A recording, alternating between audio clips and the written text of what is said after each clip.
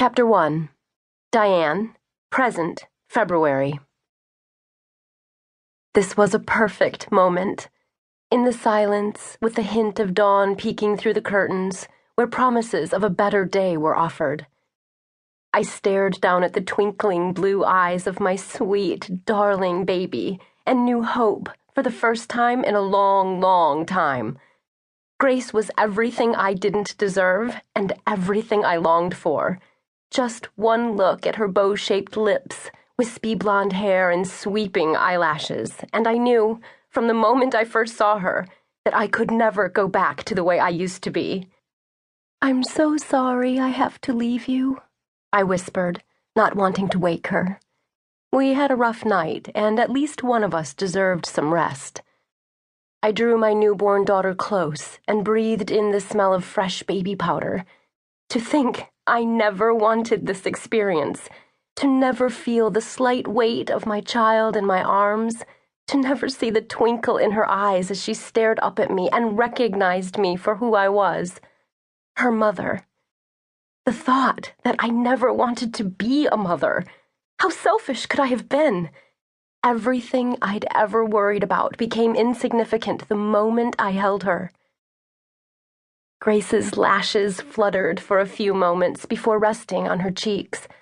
I could have stood there for hours and held her while she slept, but instead, I gently placed her down in the bassinet and stepped away, careful to keep my steps light.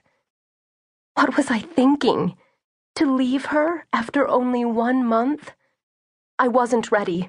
She wasn't ready. My heart splintered into tiny cracks with each step I took. What kind of a mother was I? I was abandoning my child for my career. I thought I could do it, that it wouldn't be difficult for me, that, like many others, I could find a way to juggle motherhood with my profession. What if I'd made a mistake? "Are we ready?"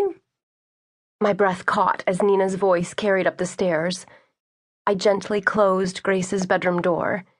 Nina, our nanny, housekeeper, sometimes jailer, stood at the bottom. She held my travel mug in one hand and brown leather messenger bag in the other. Was I ready?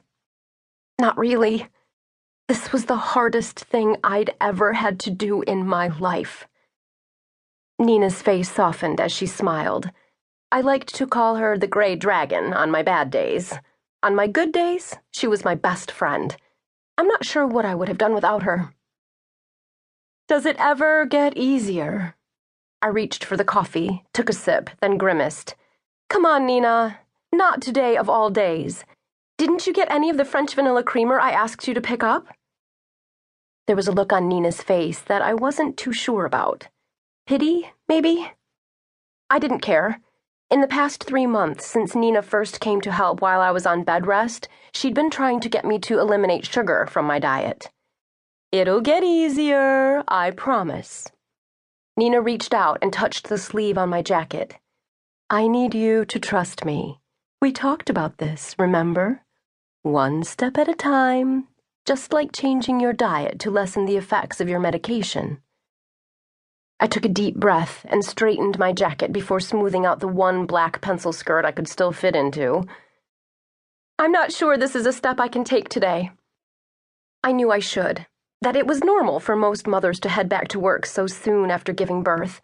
But I'm not most mothers. I'm Diane Wright, CEO of HK Solutions, a cutting-edge firm that creates software for the blind.